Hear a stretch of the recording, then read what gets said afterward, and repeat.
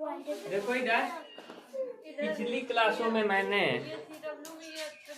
Parts of pronoun यानी types of pronoun के पिछली क्लासों में मैंने टाइप्स ऑफ प्रोनाउन के 7 पार्ट्स हो चुके हैं पूरे। तो जो लोग नहीं देखे हैं पिछले के पार्ट्स, वो लोग देख के फिर इसको देखिए, क्योंकि पीछे वाले नहीं देखोगे तो आगे कैसे समझ में आएगा। इसलिए पीछे वाले देखना जरूरी है, फिर इसके बाद इसको देखना है। तो let's start the class. Okay, बोल के ध्यान दीजिए सब लोग, शांति से 8 बजे।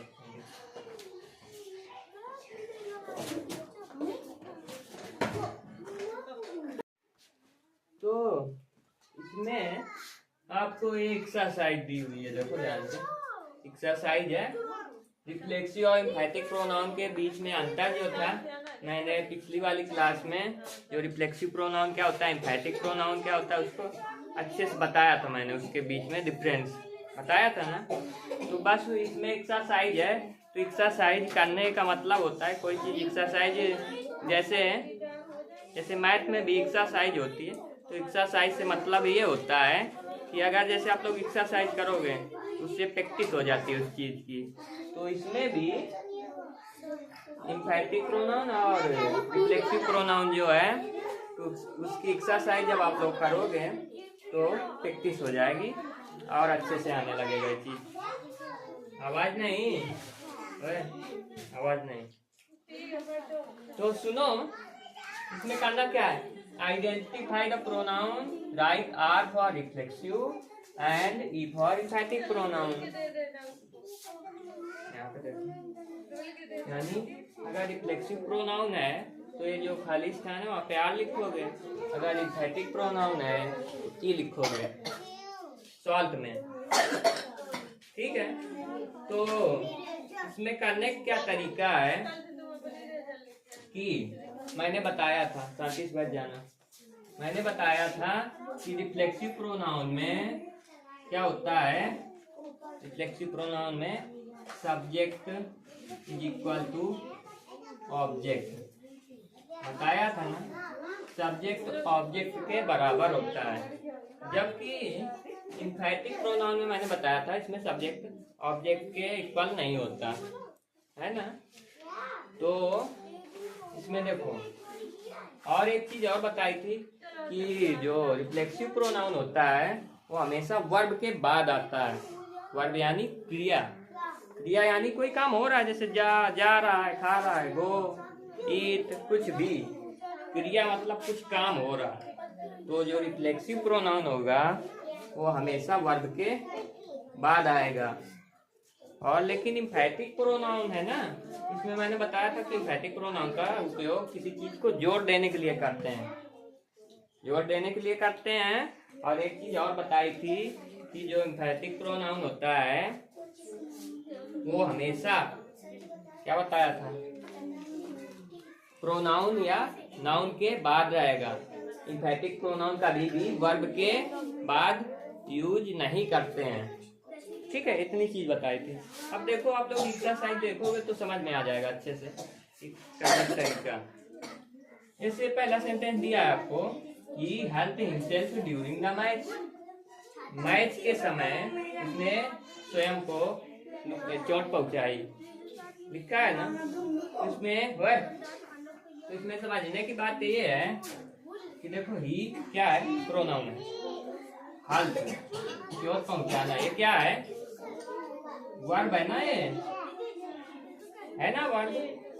और ये हिमसेल्फ तो जानते हैं वो रिफ्लेक्सिव या फिर एम्फैटिक कुछ है, लेकिन इसमें देखो वर्ब के बाद यूज हुआ है ना हिमसेल्फ, तो इसका मतलब है कौन सी प्रोनाउन हुई, एम्फैटिक, है ना। बताइए, नहीं रुक जाओ, सवारी गड़बड़ करवा दिया आप लोगों, गड़बड़ करवा दो। इसमें रिफ्लेक्सिव प्रोनाउन में subject is equal to object होता है, यानी जो रिफ्लेक्सिव प्रोनाउन होगा ना, तो रिफ्लेक्सिव प्रोनाउन हमेशा वर्ब के बाद यूज होगा, और जो एम्फैटिक प्रोनाउन है वो नाउन या प्रोनाउन के बाद यूज होगा। तो इसमें देखो ये वर्ब है, ये प्रोनाउन है, तो इसमें वर्ब के बाद यूज हुआ है ना हिमसेल्फ। कौन सा प्रोनाउन? रिफ्लेक्सिव। ग्रामर करवा दिया आर हो गया, ठीक है। इसके बाद अगला सेंटेंस देखो, अभी लिखो नहीं कोई करी।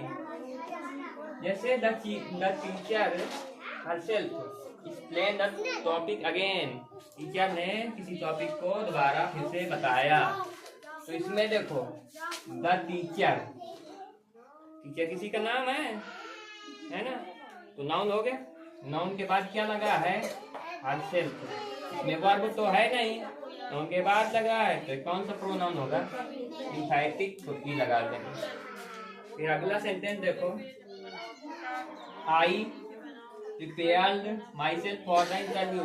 मैंने स्वयं को इंटरव्यू के लिए तैयार किया। तो इसमें देखो आई के बाद ये क्या यूज हुआ है? वर्ब यूज हुआ है। फिर इसके बाद माई सेल्फ लगा है। तो जब वर्ब के बाद आए माई सेल्फ, अवर सेल्फ, ये चीजें, तो प्रोनाउन रिफ्लेक्टिव प्रोनाउन कहलाता है। समझ गए आप लोग? फिर इसके बाद सुनिए अगली बात। जैसे लिखा है,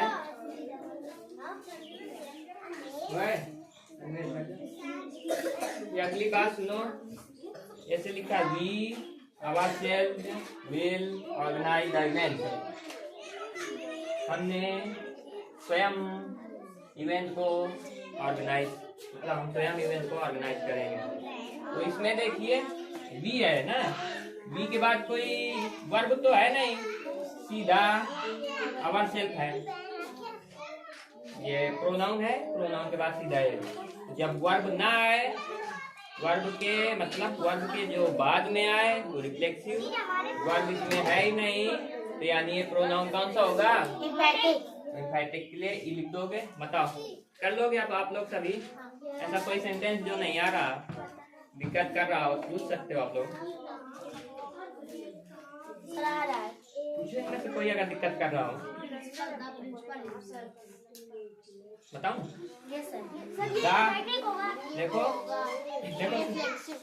द प्रिंसिपल हिमसेल्फ। प्रिंसिपल देखो इसमें वर्ब तो है नहीं ना, तो एम्फैटिक होगा ना। ये क्या बता रही है? हमने एम्फैटिक बोला सर, 5 नंबर वाला बता रही। 5 वाला सी ब्लेम्ड हिमसेल्फ। इसमें ब्लेम जो है ना, ये वर्ब है, तो रिफ्लेक्टिव आ जाएगा।